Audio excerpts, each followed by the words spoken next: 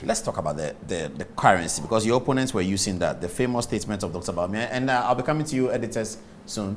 The famous statement of Dr. Bawumia that if you do propaganda with the economy, the currency will expose exchange rate will expose you. Yes. The exchange rate is jumping up to 6 now. Today, the Minister of Finance seems to be quite confident about it. What would you say about the exchange rate? Well, Paul, for the first time, Ghana has about 11 billion in reserves. Of cedis? Of cedis. No, I mean the import cover of about 5 months, and which is signified by about 11 billion cedis sitting in our central vault. What does that mean? What does import cover mean? What it means is that if nothing is happening, Ghana can... If we don't get any money? If we don't get anything, Ghana can rely... We can live for 5 months? We can live for 5 months. Without getting anything? Without getting We'll be able to get petrol in? Yes. We'll get salt? Yes. We'll get everything we import? Yes. You can sustain the economy for 5 months. For 5 months? Yes. But 5 months is a short time. Well, but this is one of the highest we have ever had. Because it used to be 2 months, 3 months. Took over, they said we had import cover for 2 weeks. For 3 weeks, yes. 3 weeks. Yeah, there was panic all over exactly. And then when the NDC was leaving, it was 2.5 months. Now we have shot it up to 5 months. Okay, so these things also help to shore up the currency. And so if you have checked, in a very long time, the cedi has been very, very stable. The last figures I saw, it has depreciated by 0.6% in the last 7 months. So, and even appreciated by over 3% against the euro. So, things look positive as far as we are concerned. But the dollar is going to 6. That's what social media people are sharing. Well, I haven't seen them. I'm talking about the latest Bank of Ghana figures. That in the last... How much is the dollar from where you sit? It's about 5.8. Yes, but it's 9.5 and things like that. No, I haven't seen 5.9 yet. Okay. But because the last time I checked was about a day or two ago, and it was 5.7, 5.8. So, but we can always confirm these figures. And it has stayed on that range for a very long time. And as we speak, we are in a single-digit inflation. Oh, we are? Yes, about 7.8%. 7? So, yeah, 7. Oh, not even 9, 7%, single digit. Yes, how many, for the last, how many, first quarter? We started the year with about 10.5% and we dropped down. But there's concern about agriculture. People have been to the market and media have reported everything is going up. Tomatoes is gone to the roof, plantain is gone up. Well, there is imported inflation into the country. Paul. Imported inflation? Yes. What's that? As we speak, in December, the cost of freight for importing 40-footer container item into Ghana was $3,500. Today, it's almost $12,000. Some are even quoting $14,000. Who's putting that cost? COVID. COVID? Yes. So who's putting that cost? So it's a global. No, it's a global cost. We don't control it as a country, but if you want to import in, and it's only Ghana, so. Costs have increased even in Canada, in US, in everywhere. Though anybody who is importing... So if I'm an importer of soft beverages, yes, and before I will pay $3,000 for my container to come from China, say China to Ghana. To Ghana. Now I'm paying $12,000. $12,000. So that is who determines that cost? Global something. Global something. China owners of the freight determine that. Oh, I see. Yes. So even though I will then translate that onto the price of the goods. Yeah. So even though in Ghana we have not increased import duties or we haven't introduced any new taxes, this is what I call imported inflation. The cost of doing business globally has gone up because of the difficult business environment as a result of COVID. So these are some of the things that tend to affect much of the new cost that the hardship people are talking about, but which any government has very little control over. Okay, I have an information for you. Just coming by one of our social media editors. University Teachers Association are going on strike. Have you heard? Well, I think I haven't seen if it's official. Let me send it across. Yes. So I'm sending it across to a graphics editor. I've sent a message to you. Please make it ready. We can put on the screen and everyone can read it. Okay. Okay. But so it will come and then we talk about it. So this import thing you talk about is critical. And this. So that's what is occasioning the rises in prices. Yes. But that's not the rise in price of tomatoes. Well, and plantain? yes, some of our farming seasons is usually seasonal, and when you are off season for say plantain, the prices tend to go up. But there are times that you oversupply. But that means that we haven't, our buffer stock is not working. That means we haven't stored it when it was available. Some of them, tomatoes, if they are perishable, there's a extent to which you can store. I don't know if we have enough cold rooms to be able to store tomatoes in commercial quantities to supply to the nation. But so in Ghana, some of these items have seasonal prices.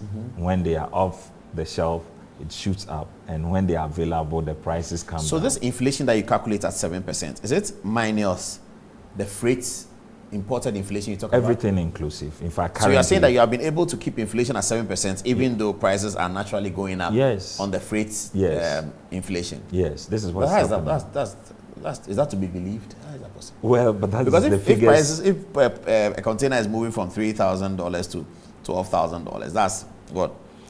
Remember, 100, 200, 300% increase. Yes, so but remember that even though it's affecting the importer, he also has limits as to how much he can also increase his price if the local demand is not responding. You get it? So in reality, some importers are suffering, but they are not able, depending on the elasticity of demand for the commodity, you cannot transfer the increased cost to your customers because they may choose not to buy. So all these are factors that will determine how much finally gets to the consumer in terms of sharing of the cost. So currently, as we speak, we have managed to hold inflation in single digits. We have been able to increase our reserves cover for a longer period of time. And all these are positive indicators. Another good news is that Ghana has hit the highest production of cocoa in our history. You see, and this is so significant to Ghana because anytime you check our economic performance, anytime cocoa production goes up, our economic performance results is positive, very positive. It has direct. What is the meaning of economic performance? In terms of our GDP growth and the expansion of the economy. Okay, and this is the first time in the history of Ghana that our government and Côte d'Ivoire has collaborated to pay premium prices to farmers. So what is happening is that the farmer in Sankore, whose production has increased because of good policies from the government, pollination, spraying, replanting, and all that, has resulted in huge volumes, is also receiving higher prices for the same bag of. But haven't we sold cocoa forward sales? Yes, forward sales, but we are paying now to the farmer. Yeah, so if we are getting an increased production in cocoa, would it matter because we've already sold it? Well, it matters a lot because we do the syndication at the beginning of the year, but every new cocoa season comes with a new price. So we have currently this 2021 cocoa season, giving the cocoa farmer the premium prices. Yes, that's to the cocoa farmer who is giving us the cocoa. Yes. But to the cocoa that we are selling for foreign exchange, we've already sold it. Yes, but if and we owe so much that it will be used for cancel our debt. No. If assuming you syndicated for 900,000 bucks and you are getting 1.2 or even 1.1, what it means is that there's an extra bags that you are. Oh, I see. You syndicate for a certain number of bags. So if you're doing a million tons, so you syndicate for 1 million tons. If at the end of the day you have produced 1.5 million tons, then the 5 is yours. More, yes. Well, that's how the syndication works. Yes. Okay. All right. I'd like us to speak about the debt because people are very interested in that. Do you have some messages on what we just discussed? Let me start with you, Ama. From Thomas. Good evening, Paul. Please ask the Deputy Minister to say something about the student loan trust fund guarantor-free policy. Okay. What else do you have? Okay. So, Adom-Otchere Bright says, good evening, Paul. Kindly tell the Honorable Minister that they are not helping the President, especially on how to deliver messages and the good things done by the President. In fact, they have allowed the NDC propaganda, lies and mischief machine to deceive Ghanaians. This is from Augustine Asari. Paul, please try and sort out the hatches on the program. The back and forth doesn't help the smooth flow of the program. We love this show. Okay. Yeah. Sandem Hadi says the cost of building materials are going up every day. How do our government address that? The cost of? The cost of building materials are going up every day. How do our government address that? That's what you were talking about. It has to do with the COVID. Yeah. But if you don't do anything about it, the Ghanaians are going to blame you for it. Yeah, but like somebody is blaming you in the text. So. Yeah, these are unavoidable blames that all governments across the world will face. I see. But like what we are doing is to also lessen their difficulty by not introducing any new measures which will affect them further. So clearly, I think somebody asked a question about the first question you read. Do you remember it? The first yeah, question. It was about the student loan trust. Oh, yes, the student loan. Yes, so the next academic season is starting in September. Yes. So yes, government is taking steps to start implementation. What is the students loan trust, by the way? What happens is that the students take loans for their academic studies, and usually you require from SNET or SNET does it through the student loan scheme, the loan trust scheme. And usually you require 2 guarantors on government payroll to guarantee for you before you get the loan. Now, from this year, government is taking away the guarantor system to allow students who have their national ID card to be able to apply for the facility without going through. That was a manifesto promise. Exactly. Okay, let me come to you, Michelangelo. You were a student. Do you know about this policy? Yes. What do you know about it? So I'm a vice president at the Association of Students of English. So we go for leadership training seminars, and then they speak about the Student Loan Trust Fund. So currently, there was a time when we needed a number of guarantors to allow you to get a loan, and it was a bit cumbersome because it made it difficult for some people to get access. So they're able to remove the number of guarantors and bring it up to 1, and now they're trying to make it so that there are no guarantors, and there have been issues of people taking advantage of the system to take loans and they're running away and so on. But it's been explained such that the way it's going to work out, you're going to be able to access it.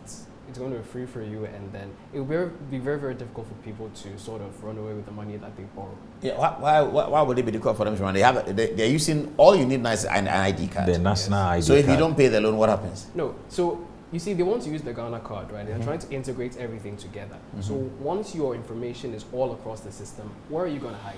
Your Ghana card is going to be your driver's license, it's going to be your passport, and so on. So it's going to be virtually impossible. Okay, so it will be known that you owe the government this amount of money. Yes. But if you know that I owe the government this amount of money, for a country that is turning out 30,000 graduates every year, and only 2,000 of them get jobs, and 28,000 of them don't get jobs, if the 28,000 don't get jobs, you don't get your money back. If you don't have jobs for 5 years, you don't get your money back. I mean, so that's know that I owe you. It doesn't mean anything because I'm not guaranteed a job. Yes. Is that not government money going locked up somewhere? Yes. Even now with the guarantor system, we still have some level of debt non-repayment until the guarantors are going on retirement before you are able to recover some of these debts. What happens is that, in fact, globally... Okay, I get your point, that there's still a waiting period, even if you have guarantors. Yes. So it's a pill. Amma, you have been a student before. What can you say about students' loan without guarantors? I think it's very good because the whole process of getting the loan is actually very stressful and unattractive. Unattractive, yes. So if we don't have to get guarantors to actually before we get the loans, I think it's actually quite like it makes the. But you use your Ghana card. It means that you are going to pay the loan yourself. The guarantor would have paid for you if you didn't pay. But with your Ghana card, if you get into business, you are going to be owing the country. If your Ghana card is opening your bank account, the government knows that you have 5,000 cedis at the bank, you're a former graduate, and you owe the government and they'll take the money. Yes, I think since you took the loan to pay your fees, you should actually pay it. You should pay, not your guarantor. Okay, you should be able to pay. But the history, people have not been paying. Guarantors have always been paying. No, but the guarantors chase their guarantees. Yeah, but if you chase the guarantee, he can't pay. No, sometimes they force them to pay. Okay. And we have seen experiences. But now with the Ghana card system, even if you are not in formal employment, and we are able to assess your revenues or your contributions, the Ghana card system is now going to make everybody visible in terms of your earnings and your expenditures and everything. So government will have several ways of recovering those funds.